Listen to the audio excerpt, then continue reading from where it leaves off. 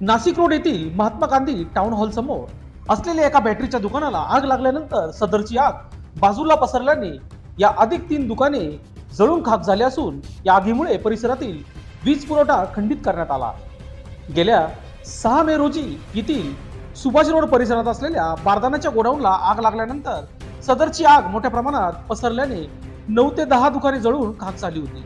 या घटनेला 15 दिवस होत नाही तोच आज दिनांक 19 मे रोजी सायंकाळी 6:30 वाजेच्या दरम्यान टाउन हॉल समोर असलेल्या खलील भाई बॅटरीवाला यांच्या दुकानाला शॉर्ट सर्किटने आग लागली होती।